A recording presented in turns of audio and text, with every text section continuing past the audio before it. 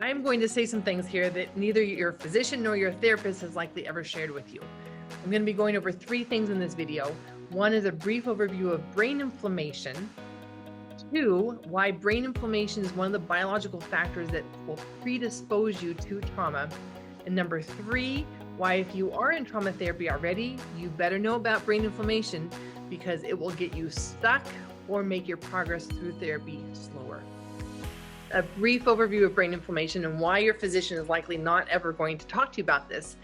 Brain inflammation happens because there are cells that surround your nerve cells that are guarding it, protecting it, nourishing it. And when they see a threat, when they have an insult or an injury, they release this cascade of inflammation. Now, what happens is that with an initial insult, they become primed. And when they become primed, they will release that cascade of inflammation in response to any triggers in the future.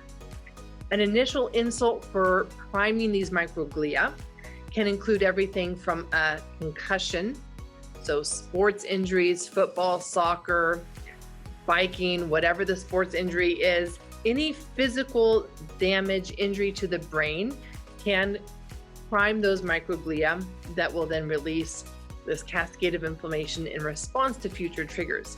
What are the life experiences that will cause this priming of the microglia? Head concussions, injuries, sports injuries, things like infections, even things like periods of time under severe emotional stress, even in utero factors, whether it be infections or stress, can cause this priming of the microglia that then in response to future triggers, again releases this cascade of inflammation. What happens is that when this inflammation is started, your nerve cells are then surrounded in this bath of inflammation and oxidative stress. This is a very clear signal to your nerve cells that there is danger. And so it will put your nervous system into a state of survival rather than one of security and safety. How will you know if you have brain inflammation? Well, you can think of your brain as this processing center. It takes in all this information from your external environment and also from your internal environment, and then it makes decisions. It takes up a lot of energy making decisions. So one thing is clear, that when you have brain inflammation, it makes it harder for it to make those decisions. You may notice that your thoughts are just slower.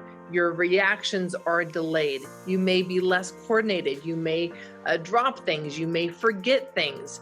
You may stare at your computer trying to focus, trying to think, and it just won't come.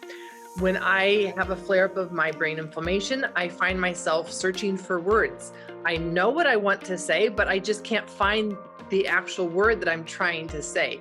Or I find that when I'm trying to make jokes, like they just won't come out right, or they'll be a little too late to actually be funny because the brain is just taking that much more time since it is surrounded in this inflammation bath.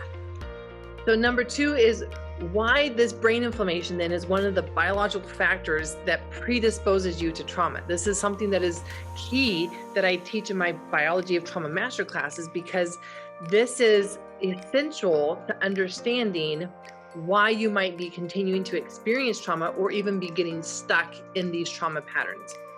And so with brain inflammation, because there is this inflammation, it puts your nerve cells in this state of danger, in this survival state. We have two survival states in our nervous system, either the sympathetic or the freeze response. And what happens is that with this constant stress, oxidative stress, inflammation, even though it's biology stress, it's still a stress. A stress is a stress is a stress for the nerve cells. And so it will be in one of the survival states, and it brings that closer to that line of overwhelm. And so it doesn't take much more in life to just tip it over the edge, and there you go into overwhelm, maybe even a chronic functional freeze state, and you experience something as a trauma because your biology is already that close to that line of overwhelm, which is where trauma resides. Number three, if you are in trauma therapy, if you have experienced life, right? We have all experienced some degree of trauma, and we all have these trauma patterns in our biology to some degree. And so if you are in the process of rewiring this trauma, doing this emotional work, you need to understand that brain inflammation is going to either get you stuck or prevent you from moving through that therapy in a reasonable amount of time. Because if your nerve cells are stuck in survival mode, it does not matter how much therapy you do, you're going to stay in that survival mode until that inflammation goes down and away. So if you are someone who recognizes that you have these functional freeze states, then you need to be addressing brain inflammation, because in the freeze state, there is brain inflammation. So when you go into the freeze state, especially a chronic functional freeze state, there is brain inflammation that is a part of that symptom.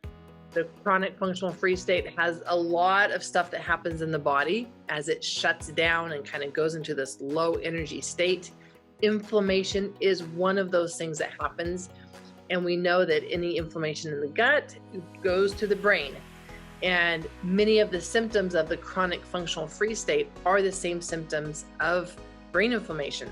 The brain fog, the fatigue, the decision fatigue, the sensitivity to lights or sounds, or just wanting to isolate and be alone from people.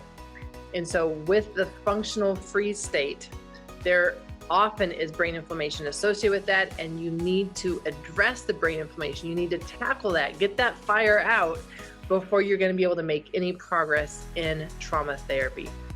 I'm Dr. Aimie, medical authority on the freeze response and the biology of trauma, and here to help you accelerate your healing journey.